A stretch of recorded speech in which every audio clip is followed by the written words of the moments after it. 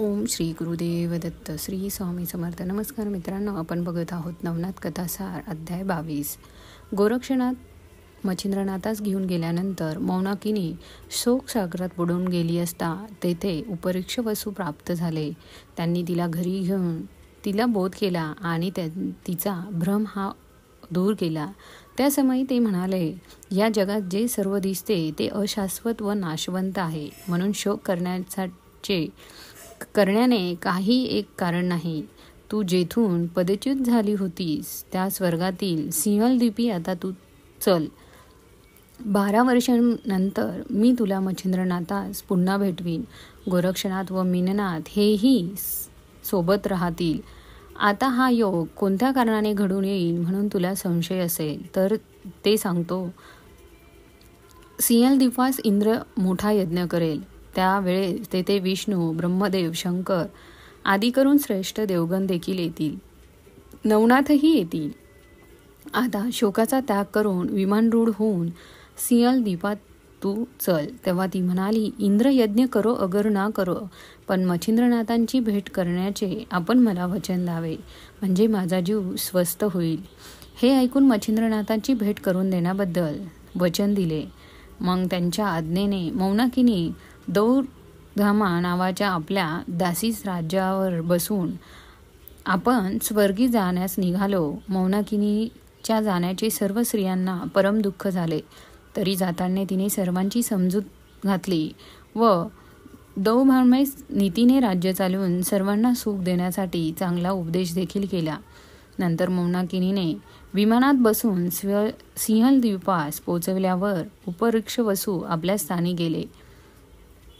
अशा रीतीने मौनाकिनी शापातूनही मुक्त झाली. इकडे मच्छिंद्रनाथ फिरत फिरत गौड बंगालामध्ये आले. येताना वाटेत कानिफनाथांची गाठ झाली. तेव्हा आपल्या गुरुचा शोध हा कानिफनाथाने पक्क्या खानाखुणा सांगितल्यामुळेच लागला असे मनात आणून गोरक्ष मीननास खांद्यावरून खाली उतरून कानिफनाथांच्या पाया पडले. भेटताना डोळ्यातून अश्रू होऊ लागले. मच्छिंद्रनाथाने त्यास रडतोस का म्हणून विचारल्यावर गोरक्षनाथाने बद्रिकेद्वार सोडल्यापासून ते पूर्वी कानिफनाथांची भेट झाली होती त्यावेळीचा सर्व मजकूर त्यांना सांगितला. मच्छिंद्रनाथाने गोरक्षनाथांचे समाधान करून पुढे मार्गस्थ झाले. जाण्यापूर्वी जालंधरनाथास राजा गोपीचंदाने खाचीत पुरवल्याबद्दलचा सविस्तर मजकूर गोरक्षनाथांनी मच्छिंद्रनाथास सांगितला. जालंधरनाथास घोड्याच्या दलीत पुरल्याची हकीकत ऐकताच मच्छिंद्रनाथास अनिवार्य क्रोध येऊन ते गोपीचंदाच्या नाशास प्रवृत्त झाले. नंतर ते फिरत फिरत गोपीचंदाच्या राजधानीचे नगर हेळानापट्टम येथे येऊन पोहोचले. तेव्हा कित्येक ग्रामस्थ मंडळी त्यांना भेटली. त्यांच्यापाशी शोध करताना कानिफनाथाने जालंधरास व काढल्याची, गोपीचंदास अमर करल्याची, मुक्तचंदास राज्यावर बसवल्याची सविस्तर बातमी त्यांना कळाली. ती ऐकून मच्छिंद्रनाथाचा कोप शांत झाला. हल्ली येथील राज्यकारभार कोणत्या अनुसंधाने चालत आहे म्हणून ग्रामस्थांना विचारल्यावर मौनवतीच्या मार्फत तो चालतो असे सांगून लोकांनी तिची स्तुती केली. तिची भेट घेण्याच्या उद्देशाने गोरक्षनाथ व मीननाथ यास घेऊन मच्छिंद्रनाथ राजवाड्यात गेले. तेथे आपले नाव सांगून आपल्या राणीला भेटण्याची मर्जी आहे, आपण आपली वर्दी देण्यासाठी दारातील पहारेकरांनी पाठवले. त्या द्वारपाळाने जलद जाऊन कोणी योगी 2 शिष्यास घेऊन आला आहे असे मौनावतीस सांगितले. त्यांच्या स्वरूपाचे व लक्षणांचे वर्णन ऐकून हुबेहूब जालंधरनाथांप्रमाणे ते दिसत आहे असे देखील कळवले. प्रधानाधिकरून मंडळी सोबत घेऊन मौनावती त्या सन्मानाने मंदिरात घेऊन गेली व त्यांना सुवर्णाच्या चौरंगावर बसवून तिने त्यांची षडोपचार पूजा देखील केली. नंतर आपले चरण आज घरी लागल्याने ती कृतार्थ झाली वगैरे बोलून मच्छिंद्रनाथाची पुष्कळ स्तुती तिने केली व आदरपूर्वक विचारपूस करू लागली. त्यासमयी मच्छिंद्रनाथ आपली मूळ कथा सांगू लागले. मी उपरीक्ष वसूचा मुलगा, मला मच्छिंद्रनाथ असे म्हणतात. सर्व समर्थ दत्तात्रेयांनी मला अनुग्रह दिला. त्यांनी जालंधरनाथास उपदेश केला. तो जालंधरनाथ माझा धाकटा गुरुबंधू होय. त्याचे तेथे दुर्व्यवस्था झाली असे ऐकण्यात आल्यावरून मी येथे क्रोधाने येत होतो, परंतु येथे झालेला सर्व प्रकार इकडे आल्यावर ग्रामस्थांकडून मला जेव्हा कळला, यावरून तुझ्या उत्तम गुणाबद्दल मी जितकी तारीफ करेन तितकी थोडीच आहे. तू जन्माच आल्याचं सार्थक करून घेऊन त्रैलोक्यात सकीर्तीचा झेंडा लावून घेतलास. 42 कुळे उद्धारलीस. धन्य आहेस तू, असे नाथांनी बहुत प्रकारे तिचे वर्णन केल्यानंतर मौनावती त्यांच्या पाया पडली आणि म्हणाली, महाराज, हा सर्व आपल्या कृपेचा प्रताप आहे. बरे किंवा वाईट जसे इच्छावे तसे कल्पतरू फळ देतो. परीस लोखंडाचे सुवर्ण करतो. पण त्या दोघांपेक्षाही तुमचे औदार्य अनुपम आहे. अशा रीतीने मौनावतीने त्यांची स्तुती केली आणि पायावर मस्तक ठेवले. नंतर थोड्या मोठ्या सन्मानाने त्यांचे भोजन झाले. मच्छिंद्रनाथ तेथे 3 दिवस राहून तेथून निघाले. पुष्कळ मंडळी त्यांना पोचवण्यासाठी गेली होती. हेळणा पट्टाहून निघाल्यानंतर गोरक्षनाथ व मिन्नाथ यांच्यासह मच्छिंद्रनाथ फिरत फिरत जगन्नाथ क्षेत्रात गेले. तेथे 3 रात्री राहून तेथून पुढे निघाले. ते फिरत फिरत सौराष्ट्र गावी मुक्कामास राहिले. तेथे दुसऱ्या दिवशी सकाळी गोरक्षनाथास भिक्षेकरता गावात गेला. त्यावेळी मीननाथे तिथे झोपला होता. ते उठल्यानंतर मच्छिंद्रनाथाने त्या शौचास बसवले. तितक्यात गोरक्षांनी भिक्षा आणण्यास सांगितले. मिन्नाथ लहान वयाचा असल्याने त्याचे हातपाय मळाने भरून गेलेले पाहून गोरक्षनाथास घाण वाटली. तो मनात म्हणाला, आपण संन्याशास हा खाटाटोप कशाला हवा होता. अशा प्रकारे बहुत तरंग मनात आणून मच्छिंद्रनाथांच्या श्रीराज्यातल्या कृत्यास त्याने बराच दोष दिला.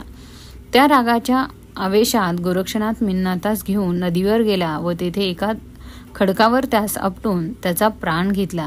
नंतर त्याचे प्रेत पाण्यात नेऊन हाडे, मांस ही मगरी मासे यांना खावयास टाकून दिली. कातडे मात्र स्वच्छ धुवून घरी नेऊन सुकत घातले. त्यावेळी मच्छिंद्रनाथ आश्रमात नव्हते. ते परत आल्यावर मिन्नाथ कोठे आहे म्हणून त्यांनी विचारले. तेव्हा त्यास धुवून सुकत घातला आहे असे गोरक्षनाथाने त्यांना सांगितले. पण यात त्यांची बरोबर समजूत पटेना.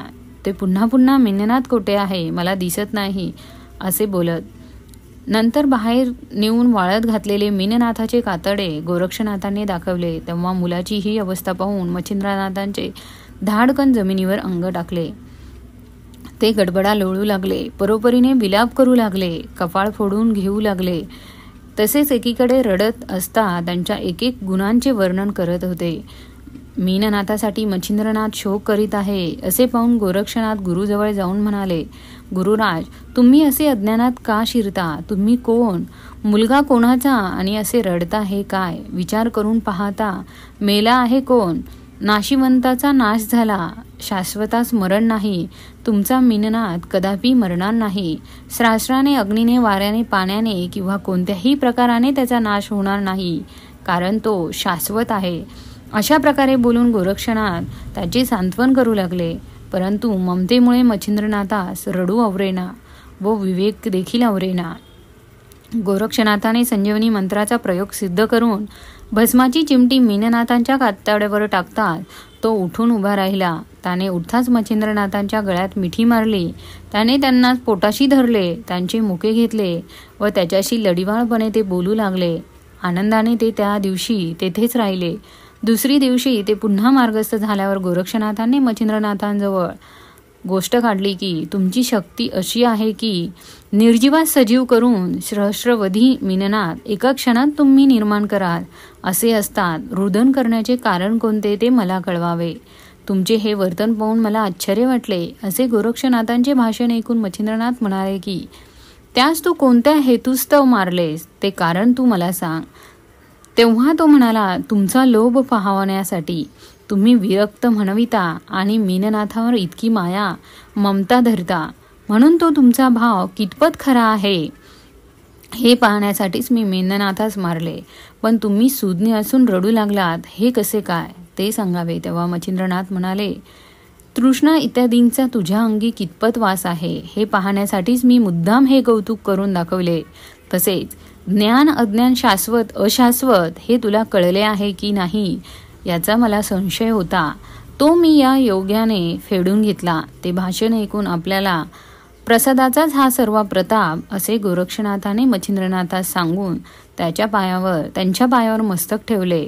या अध्यायाचे पठण केले असता, वाचन केले असता बुद्धिवान मुलगा पोटी जन्माला येतो आणि द्विजनांचा मान्य होईल असे वागतो. मित्रांनो, नवनाथ कथासारचे सर्व भाग बघण्यासाठी चॅनलला सबस्क्राईब करा. धन्यवाद.